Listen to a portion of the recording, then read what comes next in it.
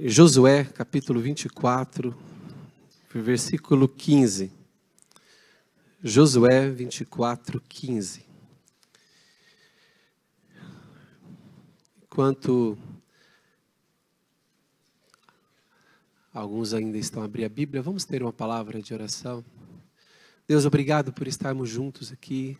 Obrigado, Deus, por este privilégio que temos de estarmos juntos como família na casa do Senhor. Deus, que a Tua palavra e o Teu Espírito Santo possam nos tocar de tal maneira que nós sejamos pessoas que dão frutos e que nós possamos expressar a imagem de Jesus em nossas vidas. Oramos, Pai, fala ao coração de cada um e edifica as nossas vidas. Oramos para a Tua glória e honra em nome de Jesus. Amém. Antes de fazermos a leitura de Josué 24, 15, o texto está projetado, mas antes de fazermos a leitura, deixa-me falar aqui algumas palavras, poucas palavras. Quem aqui já ouviu alguma pregação, alguma mensagem, ou alguma palestra, ou leu algum artigo, cujo tema era, saia da tua zona de conforto? Quem já leu alguma coisa assim? Nós já até pregamos aqui na igreja, saia da tua zona de conforto. Esse tipo de mensagem são mensagens maravilhosas, porque nos desafiam a sair do comodismo. Por exemplo, os portugueses, há 500 anos atrás, se eles não tivessem saído aqui da zona de conforto, eles não teriam feito aquelas viagens e alcançado, ou seja, conquistado tantos povos, tantos lugares. E a gente costuma pregar sobre isso. O irmão está muito acomodado, o irmão tem que sair da sua zona de conforto para conquistar coisas novas. Quem diz amém? Mas o tema meu desta manhã é outro. Queria que projetasse aqui o tema.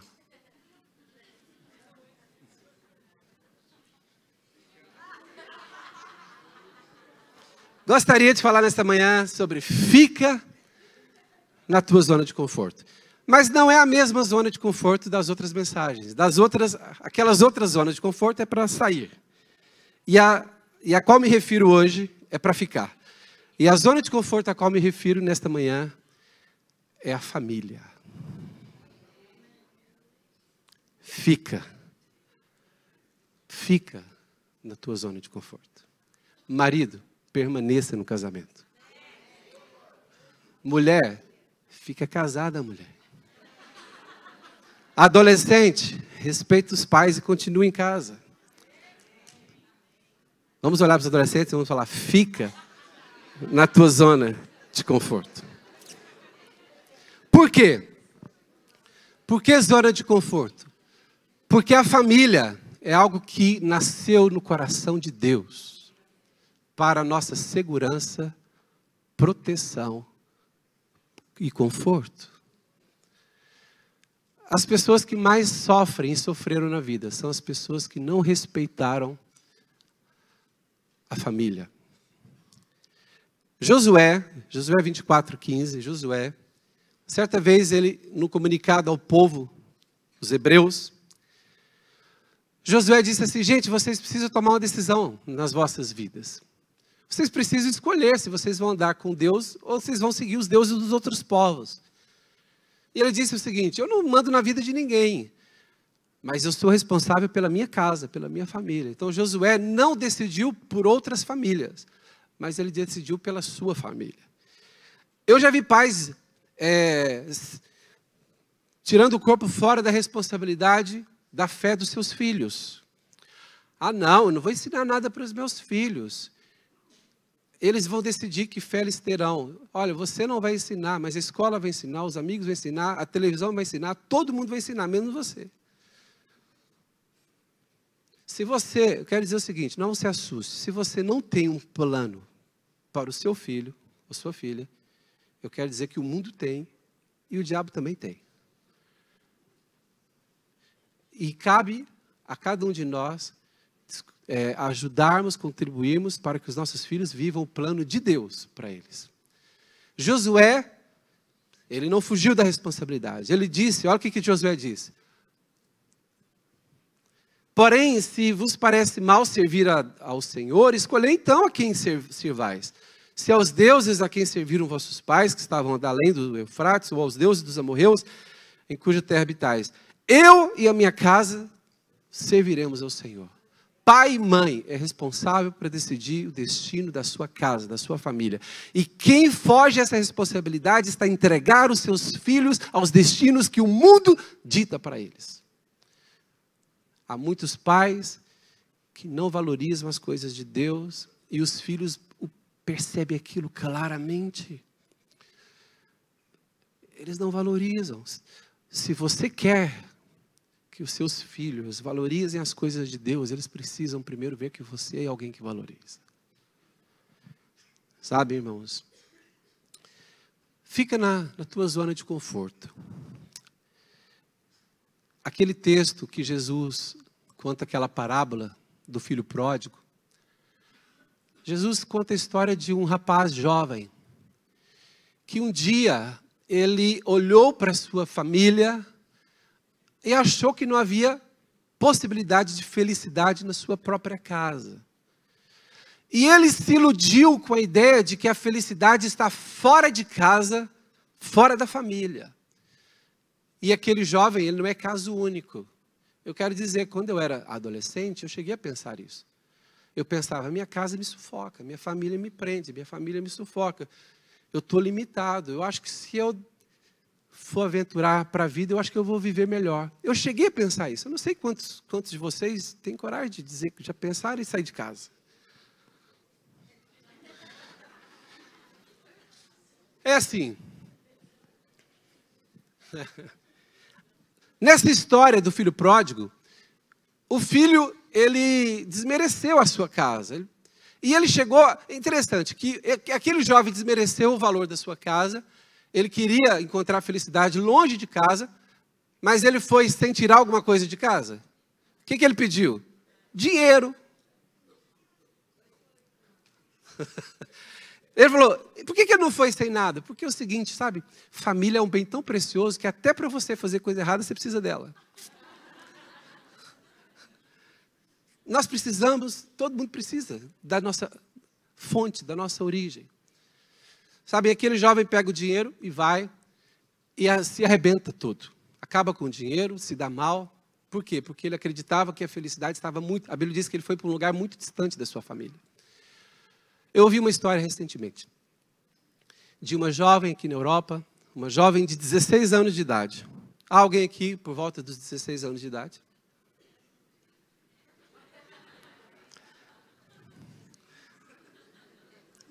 Esta é uma das suas personalidades, irmã? Tem 16. Estou a brincar. Sabe, irmãos, e uma jovem aqui na Europa, isso é um caso mesmo que aconteceu, e uma família da igreja. Uma jovem de 16 anos, quando ela fez 16 anos, ela chegou nos pais e disse assim, eu vou sair de casa, eu vou viver a minha vida. Não venham atrás de mim, não me impeçam. E os pais não tinham o que fazer. Eu penso que porque nesse país, se eu não me engano, 16 anos já tem tem mais valor, não sei se é maioridade bem assente, mas ela tinha essa liberdade para sair de casa. E os pais, é como se fosse 18 anos aqui em Portugal. E ela saiu de casa, aquela jovem de 16 anos. E nunca mais deu notícia para os pais. Mudou o número de telefone, nunca atendeu, nunca ligou para os pais, nunca deu notícia. E os pais não sabiam o que fazer, não sabiam onde ela estava. Durante 2 anos, eles nunca tiveram notícia dela. Uma menina de 16 anos. 2 anos depois, a menina bate à porta da casa dos pais. Os pais se assustam, mas não perguntam nada. E ela entra. E eles falam, mostra o quarto para ela, está aqui o seu quarto. Ela entra, se recompõe, chora, depois vai aos poucos contando o que aconteceu em 2 anos. Se envolveu com drogas e com muitas coisas erradas. Se arrependeu, voltou para a igreja, teve a vida dela restaurada e hoje ela lidera adolescentes. Já é uma pessoa de 20 e tal anos que é líder de adolescentes.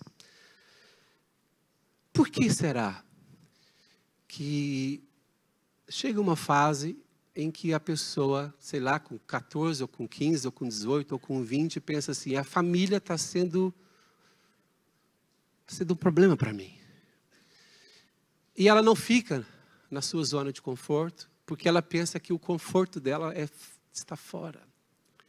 Quantas pessoas se arrebentaram por causa disso? Quantas mães de igreja estão a orar para que os filhos voltem? Quantos filhos que cresceram na casa de Deus, se desviaram, estão por caminhos tortos, e os pais estão a orar, e ainda bem que estão a orar. Mas quantas pessoas, mesmo que não fazem parte de igreja, abandonaram as suas casas pensando que a felicidade mesmo estava fora. E infelizmente, algumas dessas pessoas não voltam. Graças a Deus que essa jovem, 2 anos depois, voltou. E ainda bem que o filho pródigo da história que Jesus contou também voltou. Por que o filho pródigo voltou?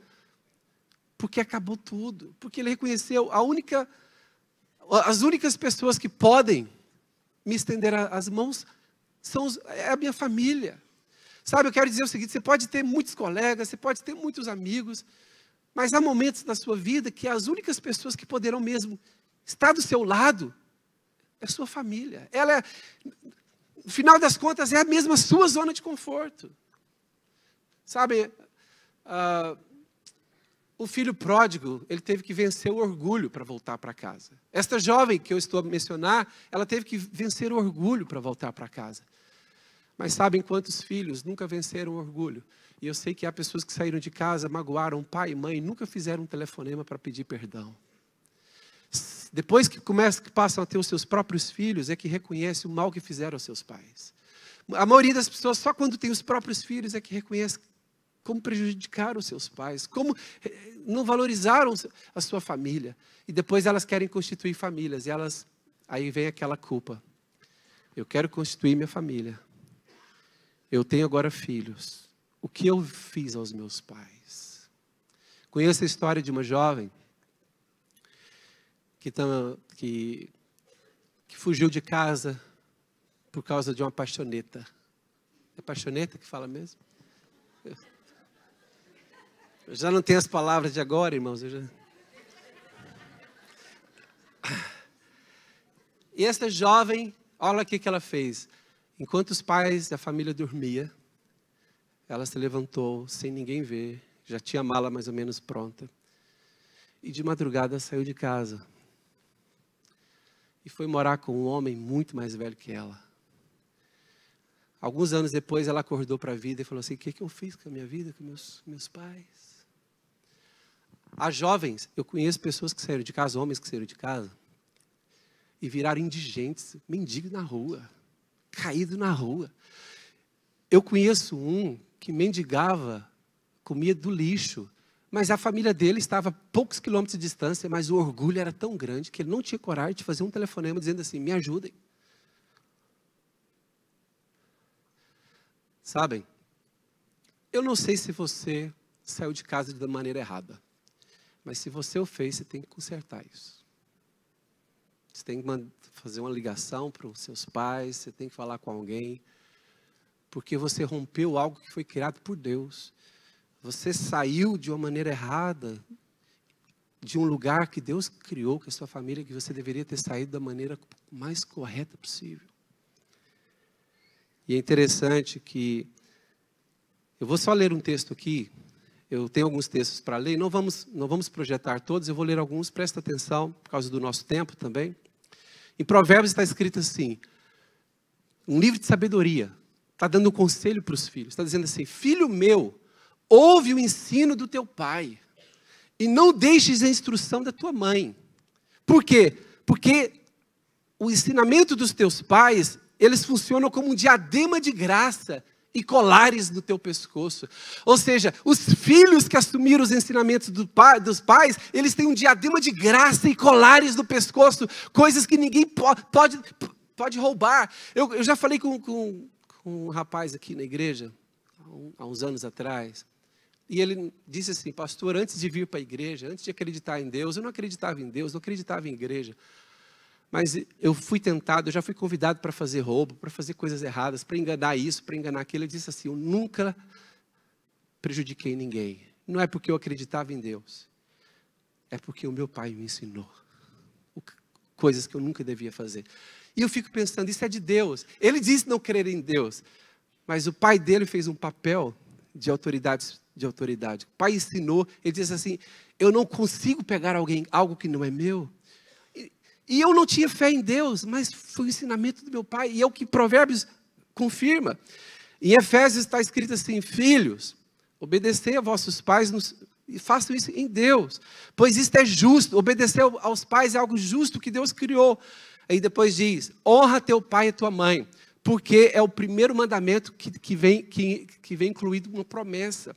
Sabem, quando Moisés recebeu de Deus os 10 mandamentos, nenhum dos outros 9 tem promessa. Olha, não matarás. Qual é a promessa disso? É só não matar e pronto, acabou. Amém? Não roubarás. Qual é a promessa? Alguém vai te dar alguma coisa? Não, você não deve roubar e pronto. Mas honra teu pai e tua mãe. Agora tem a promessa. A tua vida vai ser prolongada. Por um simples motivo. Que Deus estabeleceu os nossos pais como representantes dele na terra. E se uma pessoa não é capaz de honrar a sua fonte, a sua origem, ela não é confiável nem como marido, nem como esposa, nem como amigo.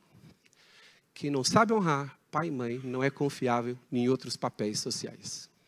Porque se alguém é capaz de desprezar e de desonrar a sua origem, a sua fonte, mas alguém pode dizer, pastor, eu sei que você não sabe quem era meu pai. Você não sabe quem foi minha mãe. Sim. Mas a honra é o seguinte, não quer dizer que você tem que obedecer. Há pais que são mesmo... A gente lida com muitas pessoas e sabemos que há pais que são muito complicados. Mas ainda assim, em Deus, no fundo do seu coração, tem que haver alguma honra. E, na verdade, esses pais, espero que sejam exceção. E a regra não é essa. A regra é que os pais são as pessoas que nos amam incondicionalmente. Eu já até ri de situação em que uma mãe defende o filho que é bandido. Eu já vi isso. A mãe sabe que o filho é bandido, o filho se porta mal, mas alguém vem falar mal do filho, o que ela fala? Calma lá, porque ele é muito bom nisso aqui, sabe? Mãe.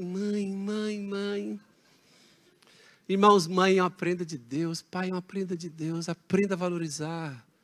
Não saia da tua zona de conforto. Muitas pessoas, como eu disse, só depois que tem filhos é que tem coragem de reconhecer o valor dos pais. E tem coragem de sentar com o pai e mãe e dizer assim, olha, me perdoa pelo que eu fiz. Eu não fui um bom filho nesta época.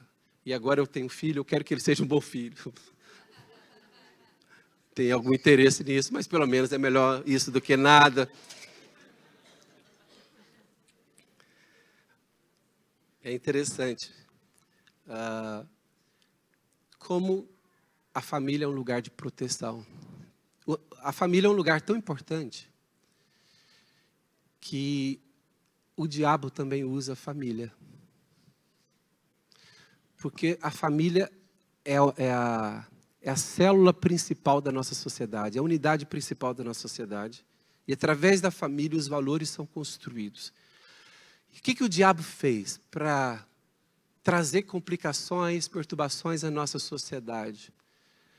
Toda pessoa que constitui uma família e é problemática, ela traz muitas complicações para os seus filhos.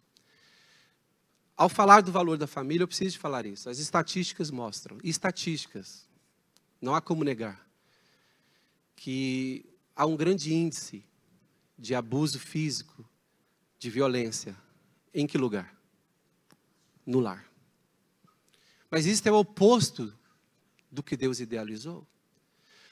Há uma grande porcentagem, e a estatística diz que o maior índice de abuso, mesmo sexual, acontece aonde?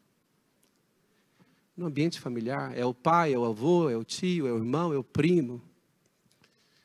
Mas isto tira o valor da família? Não, para mim isso só confirma o valor da família. Porque se houver pessoas más numa família, a família é algo tão importante que uma pessoa má dentro da família vai perturbar alguém também de uma maneira incrível. A família tem um potencial de erguer alguém, mas tem um potencial de abater. A maioria das pessoas psicóticas, psicopatas e não sei o quê, eles tiveram algum distúrbio na infância e muitas vezes no seio da família. Então, se família é um lugar tão importante, eu e você deveríamos construir, edificar as melhores famílias do mundo.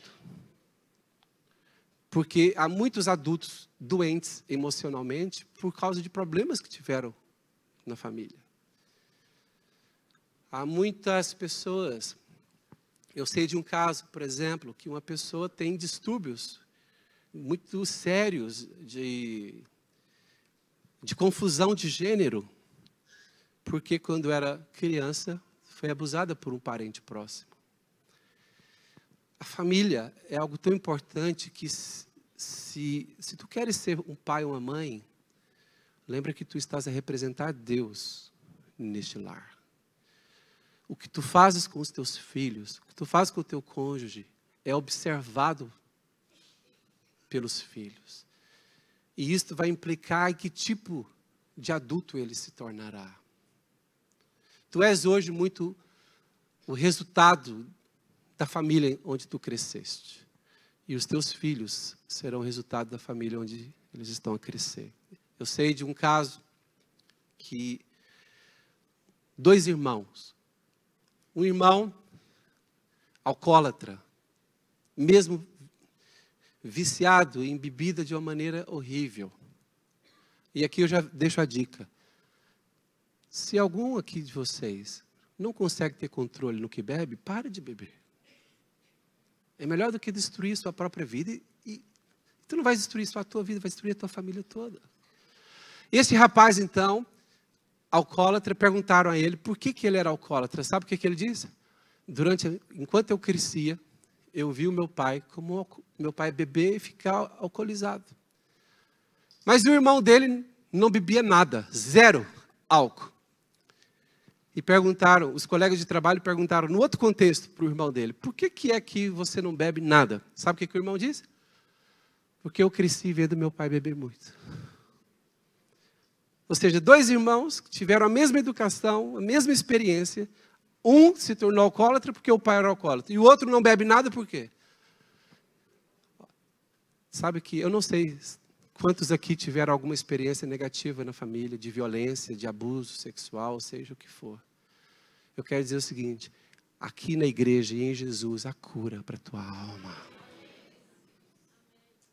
A cura para a tua alma. Descubra, reconheça as tuas disfunções, as tuas limitações e busque em Deus cura. Se for preciso, busque ajuda no terapeuta, ou no pastor, ou em alguém. Mas vivam a vida na liberdade que Cristo programou. Amém?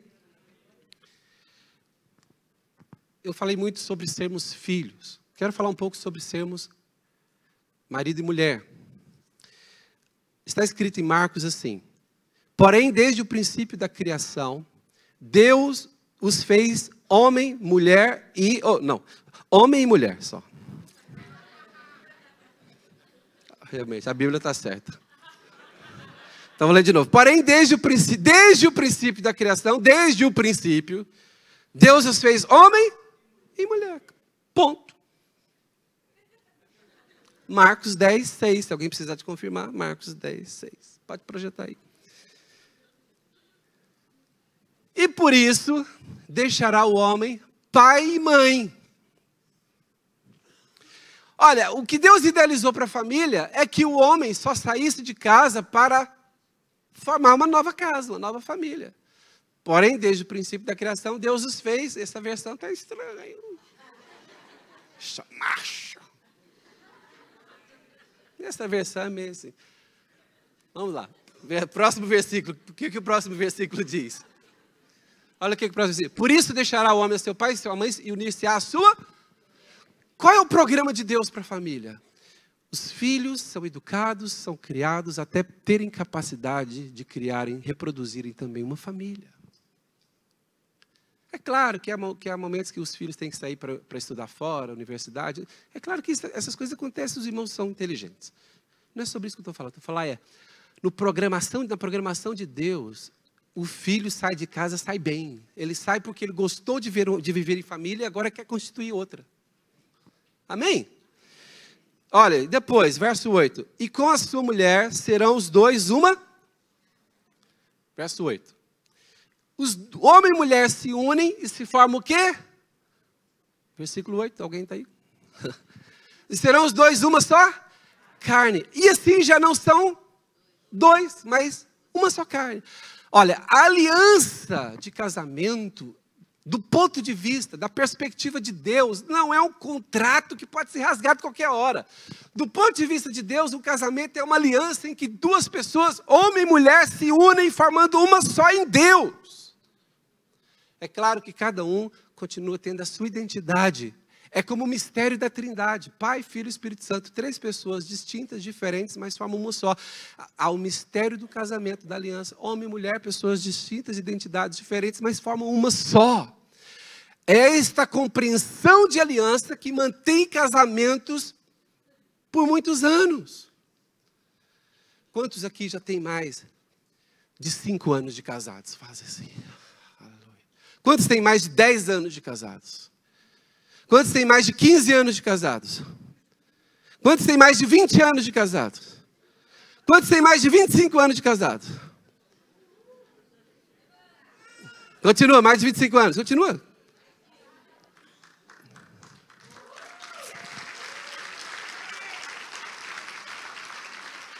Aí o irmão levanta a mão. Não, pastor, você entendi, você está falando errado. Quantos têm mais de 25 anos de cansados?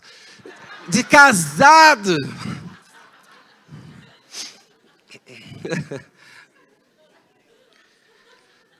Projeta aí, por favor, Provérbios 5:18. Provérbios 5:18. Eu confesso para os irmãos que essa versão que nós temos aqui no computador não é a minha preferida. Mas a gente ajusta a versão. Mas, por exemplo, na minha versão esse texto diz assim, Provérbios 5:18. Seja bendito o teu manancial. O que é? A tua fonte de prazer. Seja bendito o teu manancial e alegra-te com a mulher da tua mocidade. Mas a verdade é que muitos homens, quando já não é a mulher da mocinha, jovenzinha,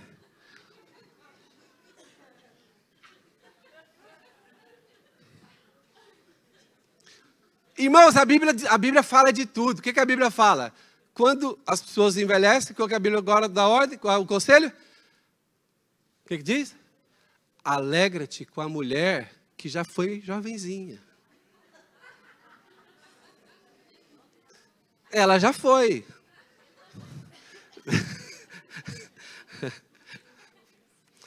Sim, mas a Bíblia diz, porque naquela época, principalmente, os homens, o machismo daquela época era uma sociedade, uma cultura muito machista. Então o homem, quando a mulher era jovenzinha, tudo que maravilha, né?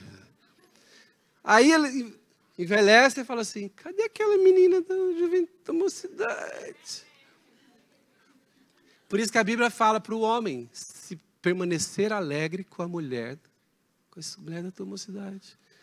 Então é o seguinte, homens aqui, volta o texto lá, fica na tua zona de conforto. Para de ficar interessado na colega de trabalho.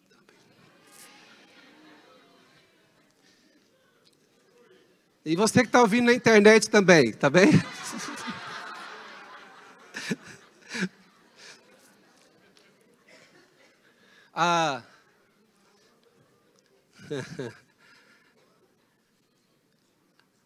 De vez em quando, uma mulher casada, e isso, para essas coisas, eu descobri, fazendo aconselhamento na igreja, descobri que para essas coisas não há idade. Antigamente eu olhava assim, as jovenzinhas, eu pensava assim, ela é jovenzinha, já está tão feliz, o marido dela também é jovenzinha, aquela ali, ela não deve ter tentação nenhuma no trabalho, nem nada. Também eu já me enganei pensando assim, não, aquela ali já tem os seus 50 e tal, também não tem problema, não deve ter interesse. Com tantas situações, irmãos, que acontecem, a gente só descobre o seguinte, a idade muda, Mas os problemas nesta área não mudam muito. A pessoa tem que ter uma decisão de como ela quer viver a sua vida. Porque é o seguinte, tentações não faltarão. Mas a sua decisão é que vai segurar a sua vida no lugar certo. Fala para a pessoa que está ao seu lado, fica na tua zona de conforto. Teu casamento, tua família, os teus filhos.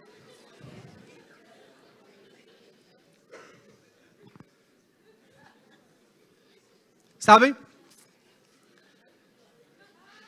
Eu vi o testemunho de um médico. Um médico, alguns aqui já viram que eu passei numa reunião de liderança, esse testemunho. Alguns já viram o vídeo. Esse médico, um médico cirurgião, começou a ganhar muito dinheiro mesmo, porque ele começou a ficar conhecido. E ele estava muito agendamento de cirurgias e atendimentos e tratamentos. O homem estava ficando mesmo rico. Só que é o seguinte, ele não dizia não para nenhuma cirurgia, nenhum trabalho. Irmãos, ele começou o seguinte, ele já não via a esposa. Um homem de 35, 38 anos, já não via a esposa. Fazia cirurgia tantas horas, os médicos se automedicam. Oh, que chique. Os médicos se automedicam. E ele tomava a medicação, dormia meia hora, 1 hora, já levantava para fazer um outro tratamento, uma outra cirurgia. Irmãos, ele entrou, só que é o seguinte, a conta dele, ele trabalhando, não tinha tempo para a esposa, não tinha tempo para os filhos, mas a conta bancária dele. E cada vez que ele olhava, ele ficava feliz. Olhava no telemóvel, via a conta dele crescendo, mais uma cirurgia. E ele mesmo sendo médico, não estava cuidando da sua saúde. O que incrível, né? Um médico não se cuidar da saúde, e ele não estava cuidando. E ele já estava ficando assim, ele não tinha horário de dormir, já não comia como deveria comer, só fazendo cirurgias. Mas ele era crente de uma igreja evangélica. E orava de vez em quando, lembrava de Deus, falava, Deus abençoa a minha vida. Um dia foi orar e ele disse que ouviu a voz de Deus mesmo, audível mesmo, literalmente. Deus falou assim para ele, para de juntar dinheiro para o futuro marido da sua mulher.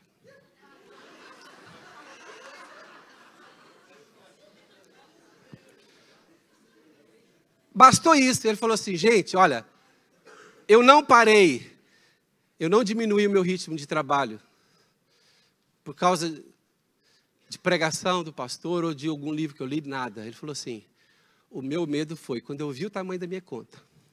Quando eu olhei para minha esposa de 30 e poucos anos. E quando eu olhei, que eu sou médico, eu sabia que eu podia ter um infarto, um problema, qualquer hora e morrer. Eu falei assim, eu vou morrer. Ela não vai querer mais nunca, ela não é louca casar com médico, porque ela já viu que não vai ter tempo o marido. Ela vai escolher um rapazinho à toa. Porque já tem dinheiro.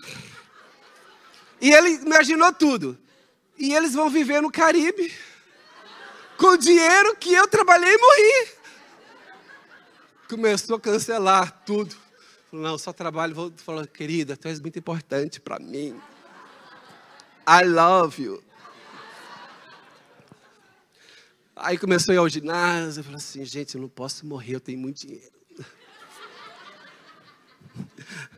Sabe que algumas pessoas têm que ser Deus a falar mesmo, outras têm que ser mesmo medo, né? Tem medo que vai acontecer depois. Aconteceu na nossa igreja também algo que é um testemunho maravilhoso, de um casamento que estava para acabar. Pessoas que não eram da igreja ainda. E alguém da igreja convidou um casal de namorados para ir ao Impacto. E o que aconteceu? Este casal, na verdade, o homem era casado e tinha uma namorada solteira. Só que os dois foram convidados para o Impacto. E foram. Está lá o homem com a amante no Impacto. Mas o Impacto é maravilhoso. No final do Impacto, ela procurou ele e ela falou assim, eu tenho uma coisa para te dizer. Ele falou assim, eu também tenho. Quem quer falar primeiro? Aí ela falou assim, deixa eu falar primeiro. Aqui eu aprendi que o que nós estávamos a viver é algo errado. eu não posso ficar com você, volta para sua esposa. E eu vou fazer minha vida de outra maneira. Isso é obra do Espírito Santo, isso é obra de Deus, irmãos. Amém? O que aquele homem aprendeu? Fica na tua zona de conforto. Olha, deleita-te na mulher da tua mocidade. O que mais que diz a palavra do Senhor? Efésios 5:33 também diz assim: não obstante, cada um de per si também ame a sua própria esposa como a si mesmo, e a esposa respeite ao marido. Sabe, marido e mulher, para que vocês possam ficar na vossa zona de conforto, vocês precisam transmitir confiança um para o outro. Segurança. Tem marido que o hobby dele é deixar a mulher com ciúme. Isso é um hobby. Deixa eu sentir o ciúme dela, a insegurança dela. Vocês acham que isso é correto? É o contrário. O casal deve transmitir segurança para o outro, ao ponto que o marido deve falar para a esposa: tu podes ter a password, a senha do meu telemóvel e de todos os dispositivos eletrônicos. Marido que não dá senha para a esposa, ele próprio criou uma brecha para pecar, porque ele tem a proteção para o pecado dele. E mulher que não deixa marido ver a senha,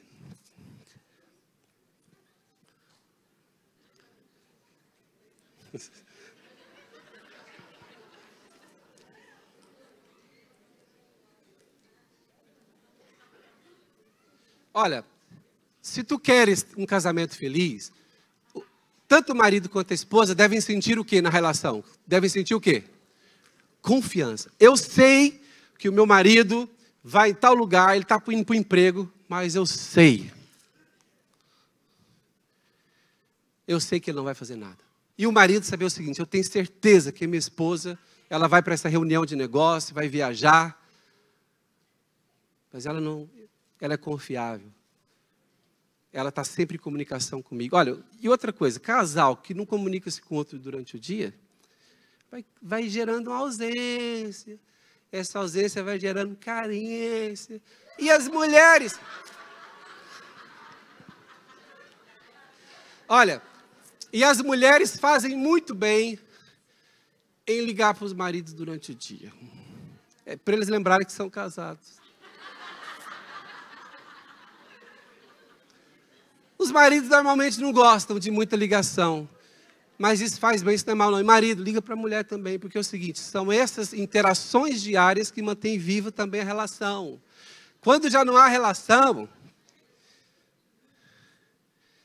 sabem que houve um congresso, e no congresso a pessoa disse o seguinte, para toda a gente que estava participando do congresso de uma empresa, de funcionários de uma empresa, e foi dada uma direção lá. Mandem uma mensagem no telemóvel para sua esposa, só dizendo assim: querida, eu te amo muito. E se for a mulher, manda para o marido: querida, eu te amo muito. E houve algumas respostas muito interessantes. Uma delas era, porque depois eles tinham que falar no congresso qual era a resposta. Um deles é: quem é você?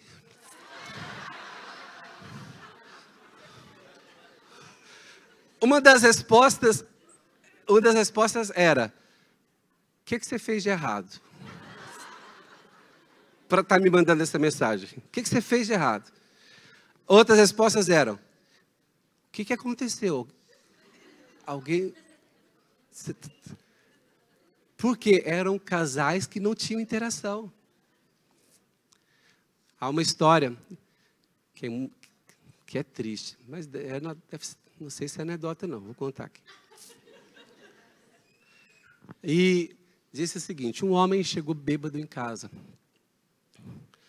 Chegou muito bêbado em casa, de madrugada. Alguém teve que levá-lo, ele nem conseguiu ir para casa sozinho. Aí no outro dia, ele acordou, a esposa levou o pequeno almoço na cama para ele. Ele falou assim: ela não brigou comigo. Aí ela perguntou: o que você quer almoçar hoje? Fez tudo o que ele queria. O tempo todo ao redor dele, falando bem dele e tal. Aí ele teve coragem, no final do dia, falar assim, o que se passa? Aí ele falou assim, eu sei que eu cheguei bêbado ontem, por que você não está brigando comigo? Ela falou assim, você chegou tão mal, que eu fui tirar sua roupa para te dar um banho, e você não deixou. Você falou assim, não faz isso, menino, eu sou homem casado.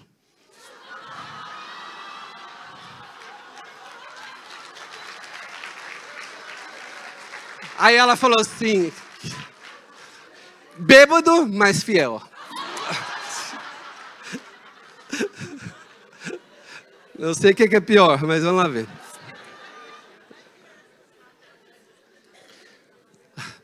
Irmãos,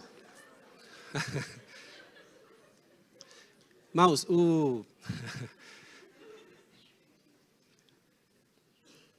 pior é que a gente conta essas coisas, alguns podem aprender para usar isso. Desculpinha. Sabe o que é uma fotografia de família que eu admiro muito?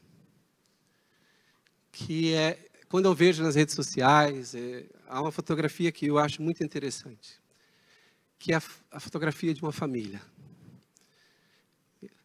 Eu não vou falar aquilo que toda vez que você vê uma criança tem uma figura por detrás, não tem nada disso. Alguém sabe o que eu estou falando? Quando eu vejo a fotografia de uma família, pai, mãe e filhos, aquilo me passa uma ideia muito boa. Eu penso que um dos motivos é, meus pais se divorciaram quando eu era muito pequeno. E eu sei os males que um divórcio, que separação de um homem e de uma mulher provocam, porque eu fui vítima disso. Eu, criança, pequeno, tive que lidar com isso, com crises em relação a isso. Só convertido é que eu fui, aos poucos, sendo curado por Deus.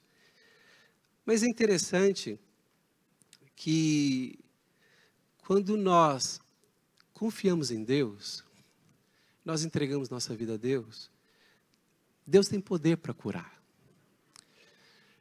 E quando eu vejo uma foto de família, eu acho que é algo maravilhoso, é algo bonito. Mas tem uma fotografia que eu ainda gosto mais de ver do que esta. Sabe qual é? Não é? A primeira é pai, mãe e filhos. Mas há uma fotografia que eu gosto de ter mais prazer em ver. Que é uma fotografia numa mesa, tipo ceia de Natal. Pai, mãe, filhos, avós e netos. Quando eu olho para uma fotografia dessa, isso me passa uma impressão de...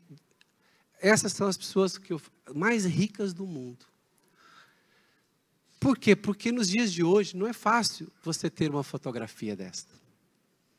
De uma família com gerações unidas. Sabe? E ainda é mais bonito quando você vê que os casamentos estão intactos. É claro que, infelizmente, nos dias de hoje, irmãos, temos que mudar essa realidade, mas é uma realidade. O índice de divórcio dentro da igreja já não está muito abaixo do índice de divórcio fora da igreja. Antigamente, sabe como é que acontecia? Só havia divórcio onde?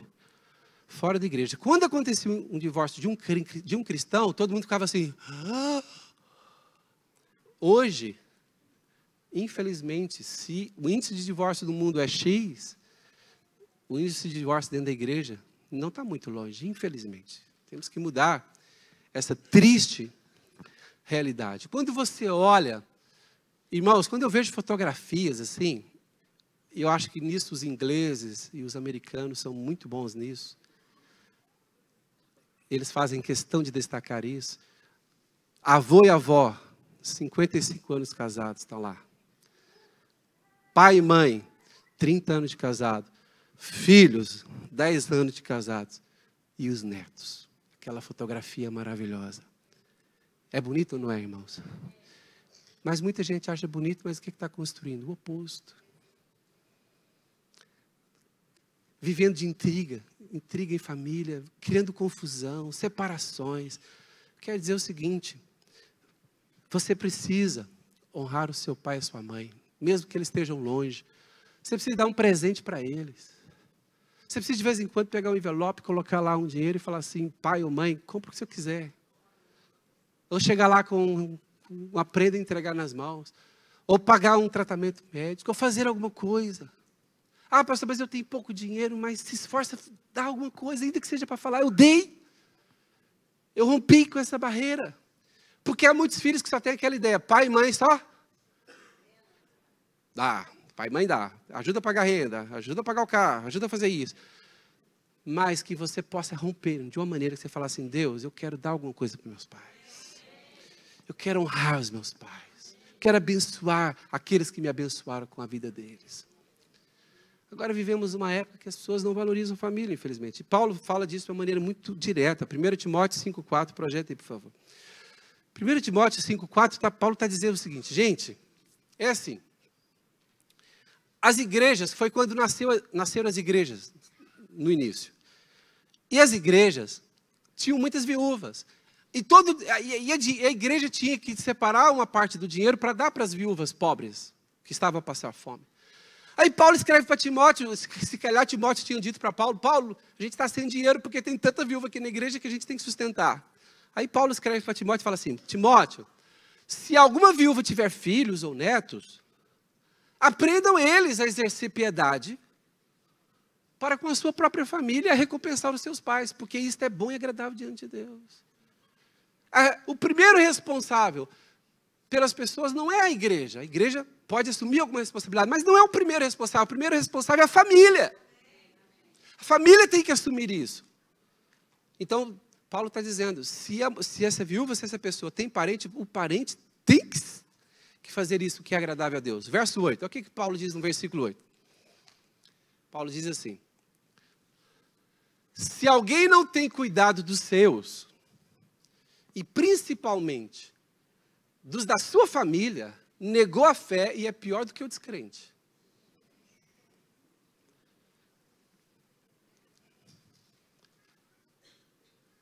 Dura palavra, não é, irmãos? Então, um bom cristão sabe honrar família. Um bom cristão, se são pais e os filhos estão passando necessidade, os pais podem abençoar os filhos que estão passando necessidade, sim ou não? Eu vejo pais aqui da igreja que de vez em quando socorrem os filhos na aflição. Eu acho que isso pode acontecer até um certo ponto, mas depois tem que inverter. O filho tem que socorrer o pai.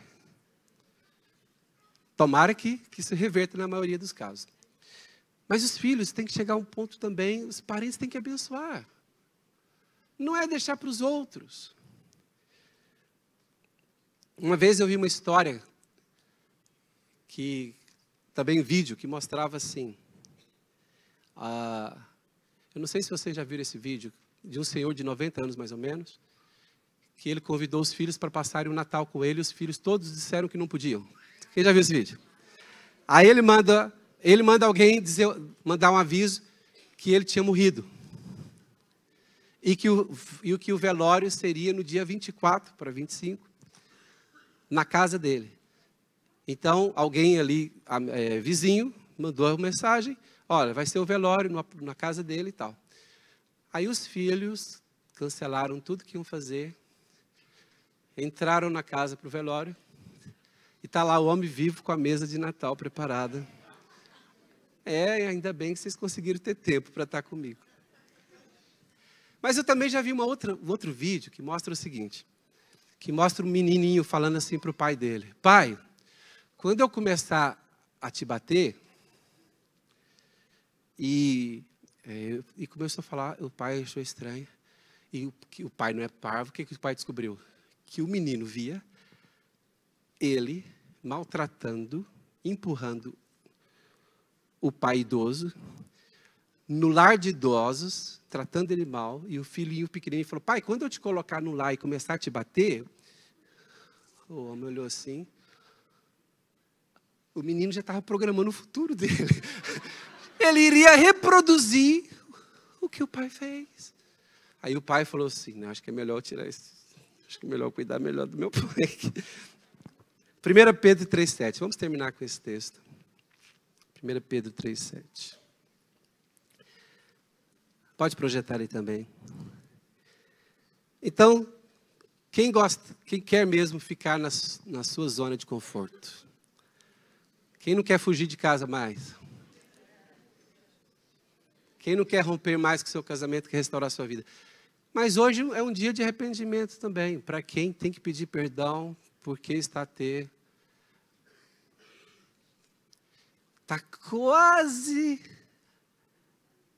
indo para um caminho de infidelidade no casamento.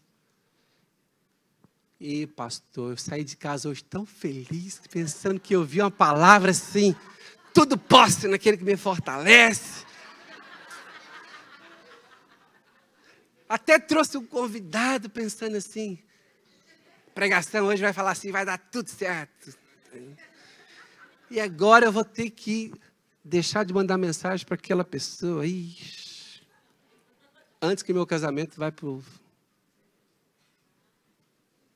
o mal. Mas venha também no próximo domingo. Eu não sei qual vai ser a palavra do próximo domingo. Talvez seja essa que tudo vai dar certo.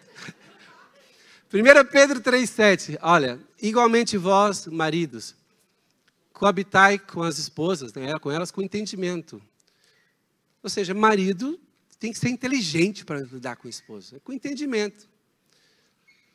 Dando honra à mulher como vaso mais fraco, como sendo vós os seus co-herdeiros da graça da vida. Ou seja, se há uma graça da vida para o homem, a mulher é co-herdeira dessa graça de vida, para que não sejam impedidas as vossas orações. Fica de pé, por favor. Feche seus olhos. Coloque as suas mãos no seu peito. Enquanto os irmãos do louvor vêm aqui, coloque as suas mãos no seu peito. Deleta aquele contato perigoso no seu telemóvel. Você tem tempo para fazer isso disfarçadamente. Ninguém olha para o lado. Deleta aquele contato de telemóvel que você não deveria ter. Vamos cantar aquela música que nós somos filhos de Deus. Nós já não somos escravos do medo. Aleluia. Então feche seus olhos, coloque a sua mão no seu peito. E fala, Deus, eu quero permanecer na minha zona de conforto. O meu casamento é a minha zona de conforto. A minha família com os meus filhos é a minha zona de conforto. E você que é filho, você que é solteiro, diz... Os meus pais, a casa dos meus pais é a minha zona de conforto. É a minha proteção, é a minha segurança. Eu vou sair da casa dos meus pais honrado. Eu sairei da casa dos meus pais honrado. Eu sairei da casa dos meus pais com honra. Eu não sairei em desonra como o filho pródigo saiu. Eu quero sair com honra de Deus, com a bênção dos meus pais. Uma melodia, ele me encontrou, me cercou com uma canção que me libertou dos meus inimigos, dos meus medos, me salvou. E eu não sou mais escravo do medo. Eu sou filho de Deus. Eu não sou mais escravo do medo. Eu sou filho de Deus. Antes de nascer, escolhido foi por